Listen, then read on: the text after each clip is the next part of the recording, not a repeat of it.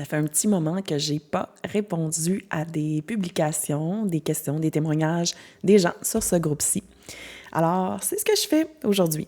Question pour toi, Dr Véro. Quels sont les signes du rétablissement du TPL? Quels sont les facteurs promouvant ou annonçant un rétablissement? Merci beaucoup. C'est une excellente question. C'est une question importante parce que on a tendance, et c'est même aussi très fort dans les réseaux sociaux, à voir lorsque on a des problèmes, les symptômes, à s'auto-diagnostiquer, quels sont les critères diagnostiques de XYZ troubles. Là, on parle du TPL, du trouble borderline, mais c'est la même chose pour tous les troubles. C'est quelque chose qui est très fort sur les réseaux sociaux. Donc, je trouve que c'est très pertinent de se demander la question opposée, quand est-ce qu'on sait qu'on est guéri? Beaucoup de gens m'ont posé aussi la question, est-ce qu'on peut guérir du TPL, du trouble borderline? Eh bien oui.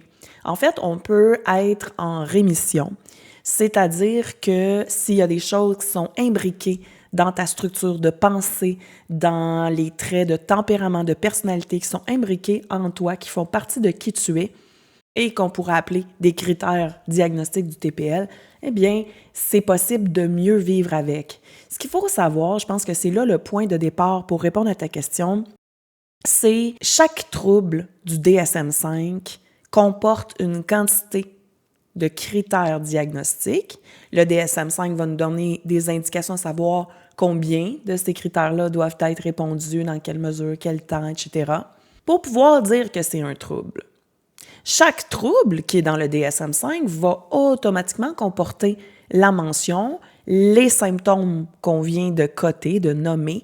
Il cause un dysfonctionnement par rapport au fonctionnement optimal ou normal de cette personne-là. Donc, chacun a un fonctionnement différent, d'où l'importance de faire une vraie bonne évaluation, pas selon tout ce que la société exige de toi, selon ton fonctionnement à toi. Donc, soit ton trouble te cause des dysfonctionnements, soit ton trouble te cause des souffrances ou peut causer des souffrances à d'autres personnes. Parce que quand on parle de troubles, par exemple, narcissiques ou antisociales au niveau de la personnalité, parfois, on n'a pas l'impression que ça cause des dysfonctionnements ou de la souffrance à la personne elle-même. Par contre, la personne va en causer autour d'elle. Bref, pour qu'un trouble soit un trouble, il faut que ça cause du tort, du trouble, de la souffrance ou un dysfonctionnement à la personne. Maintenant, si je prends chacun des critères diagnostiques du TPL, ben à ce moment-là, si par exemple, toi, tu avais un TPL, puis tu avais le critère de l'abandon, le critère de la consommation, de l'impulsivité dans plusieurs sphères, le critère des changements d'humeur fréquents, le critère de la dissociation et le critère de l'instabilité dans tes relations, bien, c'est lorsqu'on va observer pour toi-même qu'il y a une amélioration. Et c'est comme ça, en fait, qu'on arrive à une conclusion qu'on est guéri ou plutôt qu'on est en rémission d'un trouble, par exemple, le trouble de borderline, c'est que je vais être partie comme psychologue avec mon patient d'un point A. La souffrance est extrême quand quelqu'un menace d'abandonner. La souffrance est extrême quand je me garoche, quand tu te garoches dans l'impulsivité pour consommer de la drogue ou avoir une sexualité sans protection débridée. Et il y a un grand dysfonctionnement parce que je suis pas capable de garder mes relations avec les autres, donc je perds les emplois, ça m'empêche de garder un fonctionnement avec un logement, un budget, et dissocie tellement que je me retrouve dans des situations dangereuses parce que je perds contact avec la réalité puis avec mon corps. Fait que ça va être notre point de départ quand tu commences à consulter. Donc, c'est en faisant une réévaluation aux 6 mois, aux 12 mois, souvent des patientes que j'ai accompagnées qui se sont rendues jusqu'à la rémission du trouble borderline. On était rendu 3 ans ou 4 ans plus tard de faire de la schémothérapie. Et à la fin, la personne, bien sûr qu'elle était sensible à l'abandon. Ça va rester un trait dans son tempérament. Le schéma qui a été créé neurologiquement dans son cerveau quand elle était petite, elle le conserve. Par contre, elle est beaucoup plus self-aware. Elle va faire comme là, il y a quelqu'un qui vient de me dire non, mon ami vient de me dire non pour faire une sortie, mon schéma de l'abandon s'active, ça me fait souffrir, je vais lui dire que je suis triste puis que je l'invite à faire autre chose quand elle est prête. Et je vais aussi aller prendre soin de moi, je vais aller écrire, je vais me traiter avec douceur aujourd'hui.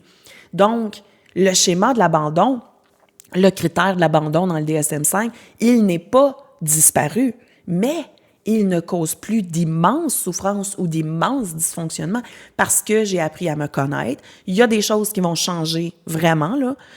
Par exemple, ça peut être la conso, l'impulsivité. Chaque critère est propre à chaque personne, puis à des facteurs différents pour chaque, par exemple, qu'il peut avoir des différences au niveau de la structure de l'amygdale ou du cortex préfrontal. Donc, tu auras peut-être toujours une sensibilité, par exemple, à l'impulsivité, mais tu vas savoir mieux la gérer, puis te défouler dans d'autres choses, puis comment l'adresser, puis à qui demander de l'aide quand ça arrive. Donc, si je récapitule, il n'y a pas de réponse unique claire à cette question-là, mais il y a la réponse suivante. Il faut bien connaître tes critères diagnostiques, ceux qui t'ont causé de la souffrance ou du dysfonctionnement à un point A de ton cheminement, puis tu fais ton avancée, ton cheminement, ton autothérapie, ta thérapie, tes lectures, donc ton cheminement propre à toi, et ensuite on réévalue à un point B, est-ce que ce critère-là me cause encore souffrance? Est-ce que ce critère-là me cause encore du dysfonctionnement? Est-ce que je fais encore du tort aux autres avec ce critère-là? Et lorsque ça s'est beaucoup amélioré ou, dans certains cas, c'est disparu, mais on peut dire que le trouble est en rémission. J'espère que ça répond à ta question, même si je suis consciente qu'il n'y a pas exactement une réponse claire et directe qu'on aimerait tous avoir. La réponse ou la recette, c'est X, Y, Z, mais au moins, il y a de l'espoir.